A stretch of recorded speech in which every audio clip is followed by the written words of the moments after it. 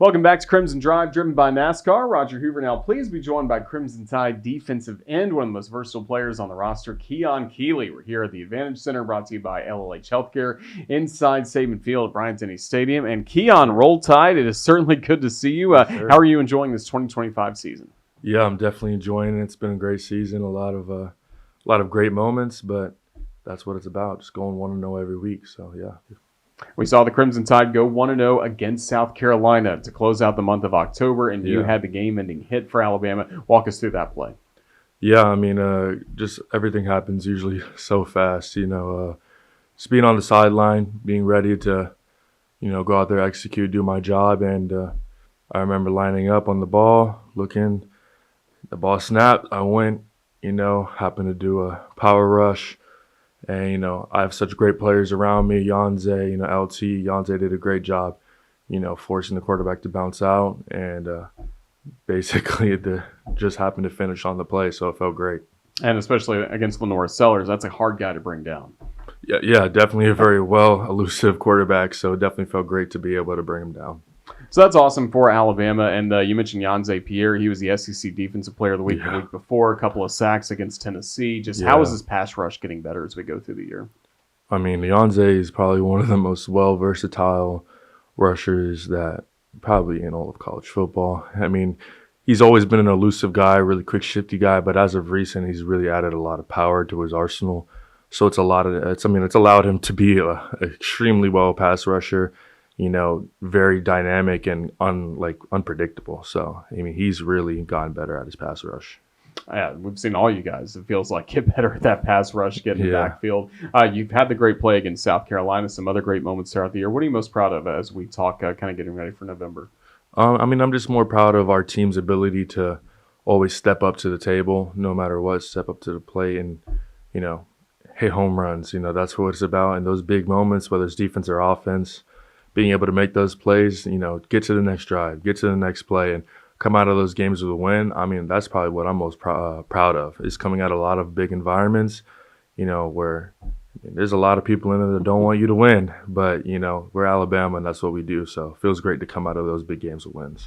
Yeah, it's been 5 tough weeks in a row with games, 3 of them on the road, Georgia, Missouri, South Carolina.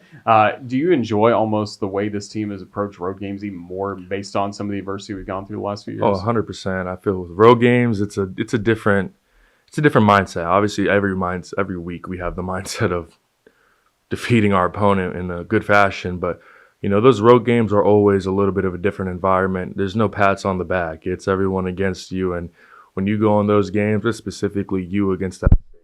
So when we walk into that stadium, that sense of no one here wants us to win honestly makes us want to beat them that much more. And it's like a feeling of, companionship with our brothers that, hey, we're here to do this and we're going to get out of here and go home with the win. So those road games are definitely special. And how much better does it make that locker room celebration when all you guys get to be back together in a safe place? Yeah, those locker rooms after those road wins are definitely memories you never forget. Definitely were insane and only something that you have to be there. You just got to be there. But yeah. That's awesome. Well, again, you guys work so hard at practicing against each other. On the offensive side of the ball, who have you had to go up against a lot in practice? Who's tough to bring down in terms of running backs, wide receivers, and then O-linemen that really and tight ends that are tough? Yeah, I mean, we have a lot of good offensive linemen. Obviously, you could say but Caden Proctor is a extremely big dude. He's a hard individual to get around, go through, and he's definitely an anchor. But even guys like Parker Brailsford, who are really big leaders, who never mess up, are always there, always in the right spot.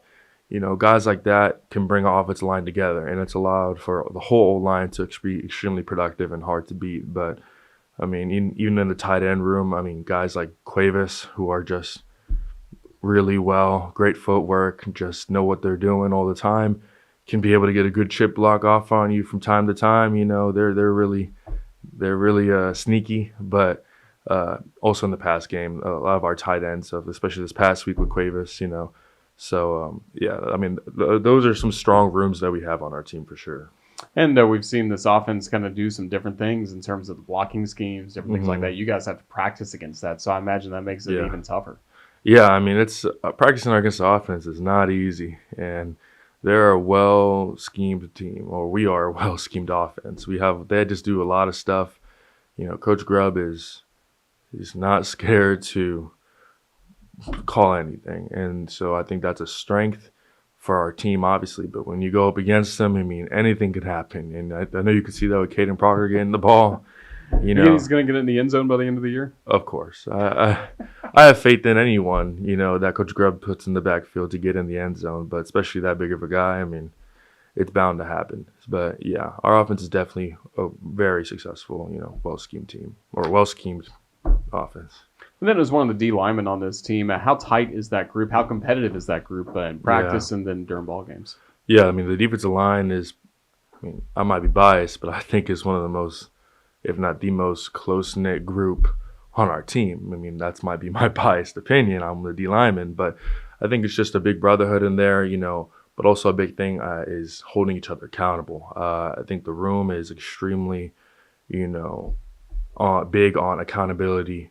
And, if you got this gap, you got to keep that gap. And if you got that gap, you got to keep that gap. You can't have the mindset of, hey, I have the C gap, but I know the running back's going to come back to the B gap. So I'm just going to say whatever to my job and get the B gap. No, because now you go to the B gap. Now that dude bounces out, he's gone. Or now you go to the B gap, but your teammate's also in the B gap. You run into each other. That's not how those things work. Sorry, I heard no. You're all good. But yeah, say you have the C gap. You can't go to the B gap just because the ball's hitting the B gap. If you have the C gap, you have the C gap.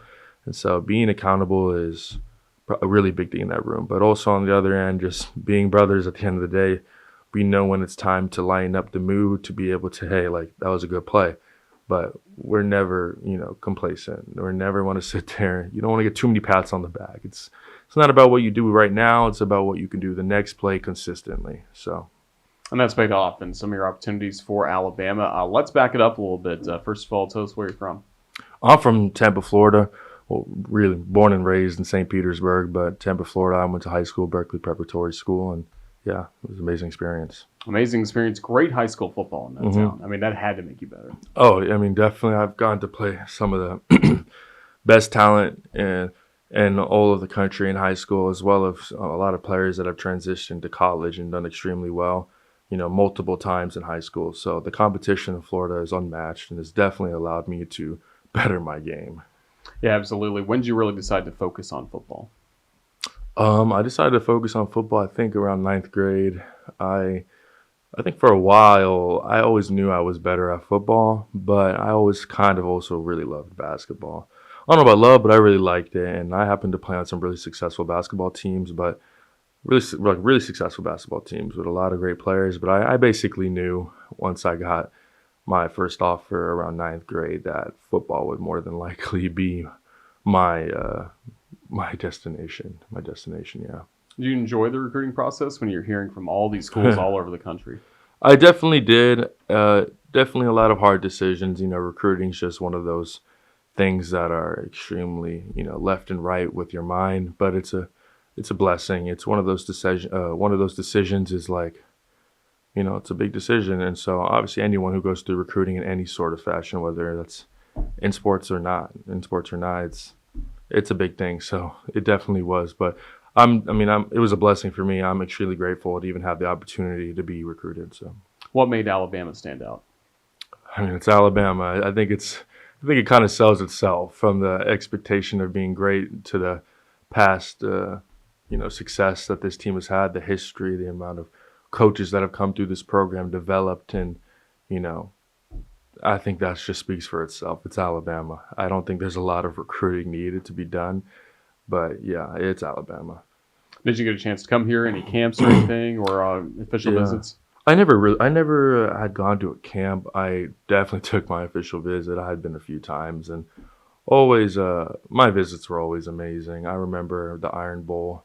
I had gone to the Iron Bowl, and that wasn't my official visit, but I just gone to the Iron Bowl, and I had gone with my best friend, and it just think that was just the visit that 100% made it certain that I knew I was going to come here. And that wasn't even my official. It was just the Iron Bowl, which kind of speaks for itself. It's extremely, heated rivalry and different mindset for that game. So, yeah.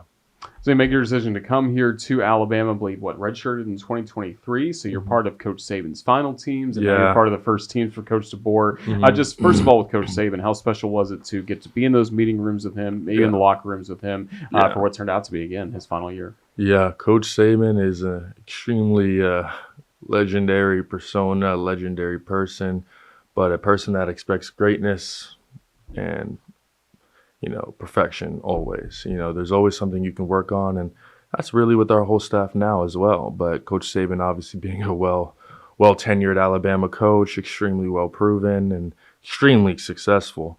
Being around him, definitely was a great experience to understand, what greatness looks like and what perfection looks like, and what it's like to be expected of that every day, every practice, every meeting. Like, that was definitely a big, thing to come in as a freshman and to, be introduced to that.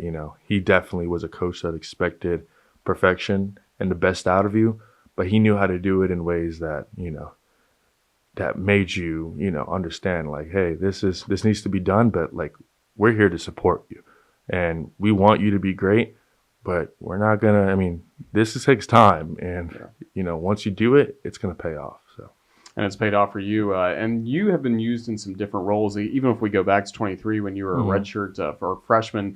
How has your role in this defense changed? Because you've gotten to go to really several different positions, haven't you? Yeah, I like to look at it just being a defensive lineman. I feel that's a big thing in our defensive line room is being able to be versatile. That increases your value to the team. If you can do multiple things, I came in as an outside linebacker. Happened to, be switched to bandit just due to simply like, things that happen with football, frame, size, all that stuff, but also strengths. And I see a lot of my strengths can help in the defensive line room, and they saw that as well. And so, being able to be defensive lineman isn't just about being a bandit or about pass rushing. It's about being everywhere on the D-line because they all go hand in hand. If I got to set the edge on the end, well, when I'm playing the 4-eye, I still need to play double teams just like the 3-tech does, just like the nose does. So in those indie drills, I need to learn how to play double teams just like Tim Keeon needs to learn how to play double teams, right? And they're not going to change the expectation of a double team just because more time than not, I'm on the edge. But they want my double teams to look the same as Tim Keenan's double teams. And obviously Tim Keeon is probably the hardest dude to move in all of college football. So, besides Caden Proctor. Right. And and he's the one doing the moving. That's right. So, like a lot of those things are in the D-line room, they go hand in hand with every single aspect of being a defensive lineman. So, when you look at the depth chart, or not depth chart, when you look at the roster and it says D-line, that's because we all play D-line. It doesn't show Tim Keeon plays nose or 3. It shows D-line, D-line, D-line. Because we're all one big unit and we all intertwine with our roles. Did you have to change your body very much going from outside linebacker to D-line? I'd say a lot of it came naturally just from, you go from high school to college, you get on a different meal plan, a lot more working out, a lot more strenuous expectations on, or not strenuous, but just a lot more expectations on your body and a lot of being able to understand, hey, I got to eat, I got to do this, I got to do that. But a lot of that came natural. Just simply by growing, getting older, but also being in a program that expects nothing but greatness, Yeah, and you have all the resources to help you at a spot like Alabama, but still it's that internal discipline, I imagine, to stick to the nutrition plan plus everything you got to do in the weight room. Yeah, we have an amazing, team in the cafeteria. What's it called? At the Mount Ward facility. Yeah. I forgot the team, the nutrition staff. We have an amazing nutrition staff that is extremely, extremely on us for making sure we get our nutritious, our vitamins, all of our requirements, so that we can maximize our growth and our benefits for our body to be the best player on the field. And so when you have such a supporting staff off the field, you're going to see those results on the field, and so that's the expectation.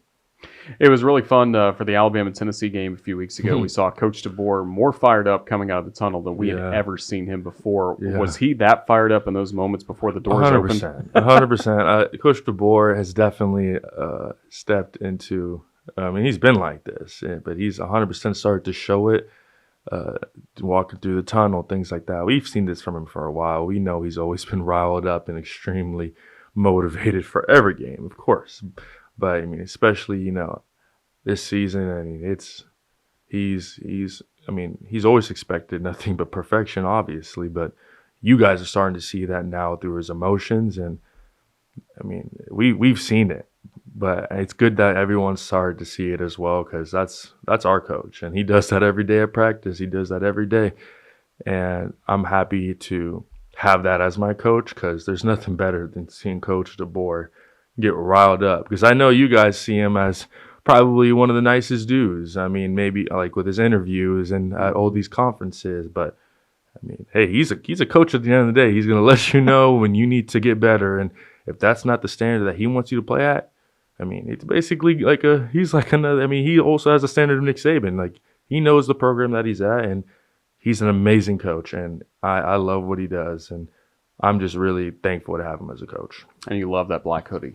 Oh, yeah. I mean, that's definitely become like this thing, but at the same time, I mean, the black hoodie is just something that fans might love, and I know obviously he goes into wearing the hoodie, but in general, we're Alabama, and we're always expected to win. And whether the black hoodie or not, Coach DeBoer and our goal is always to go defeat the opponent in front of us in a great fashion. Oh, and that Tennessee game specific, you got to do that. How much did you enjoy the cigar tradition? Were you able to go out from the locker room, celebrate with the students? I definitely did have the opportunity to go out and celebrate with the students. That's my second time, and so this time I definitely embraced it even more, and having been a little bit older this time, and so definitely felt great to be out there with students. Also, the tradition of the cigar.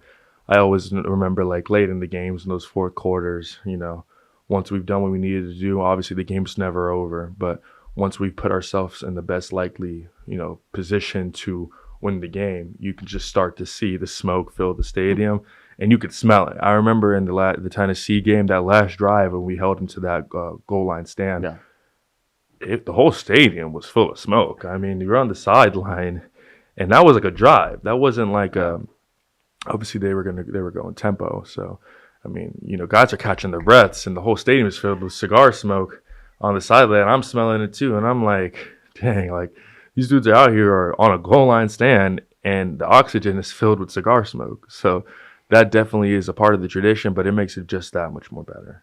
Well, it was really special, and again, it's what part of makes this place really special. Saban Field at Bryant-Denny Stadium. We'll let you go on this. We got some huge home games coming up. Yes, how important are the fans going to be during this stretch? Oh, every game. I mean, the fans are one of the more important things that the whole state of Alabama needs. I mean, when those fans come out, I mean, it's insane. Our atmosphere at our stadium is unmatched, and hearing our fans in those moments, I mean, that Tennessee game when Zabian caught that 99-yard pick six, that was the loudest I've ever heard the stadium. And, I've obviously was in the stadium for the Ryan Williams touchdown against Georgia.